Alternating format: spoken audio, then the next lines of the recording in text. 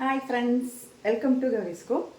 இன்றைக்கி ஒரு ஈஸியான சட்னி செய்யலாம். ஆனால் செம சூப்பராக நல்லா இட்லிக்கு, தோசைக்கு, சப்பாத்திக்கு எல்லாத்துக்கும் வச்சு சாப்பிடுவாங்க. நல்ல டேஸ்ட்டாக இருக்கும். மூணே பொருள் தான். வாங்க எப்படி செய்கிறதுங்கிறத பார்க்கலாம். ஃபஸ்ட்டு ஒரு பேன் வச்சு அதில் எண்ணெய் ஊற்றிருக்கிறேன், கல்லெண்ணெய் ஊற்றிருக்கிறேன். நல்லெண்ணெய் ஊற்றிக்கலாம், கல்லெண்ணெய் ஊற்றிக்கலாம். கடுகு போட்டிருக்கேன், கடுகு பொரியுது.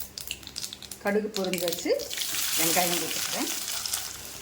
வெங்காயம் போட்டு நல்லா வதக்கி விடலாம்.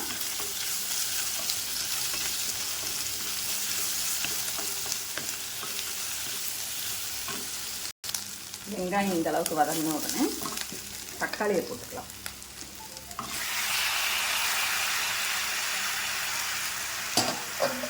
தக்காளியும் போட்டு நல்லா வதக்கலாம். வதக்கிறதுக்கு கொஞ்சம் உப்பு போட்டுக்கோங்க.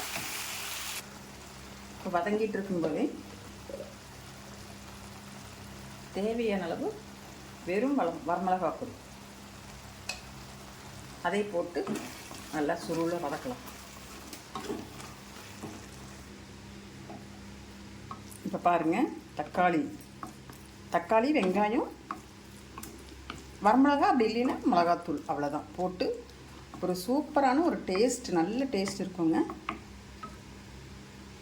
நல்லா இந்த மாதிரி செஞ்சு சப்பாத்திக்கு வச்சு சாப்பிட்டு பாருங்கள், செம்ம டேஸ்ட்டாக இருக்கும். கடைசியாக நீங்கள் கொத்தமல்லி தழை போட்டு எடுத்துக்கணும்னா எடுத்துக்கலாம், இல்லைனாலும் பரவாயில்ல, அது உங்கள் ஆப்ஷன் தான். நல்லா டேஸ்ட்டாக சூப்பராக இருக்கும். நீங்களே இந்த மாதிரி ஒரு தடவை செஞ்சு பாருங்கள்.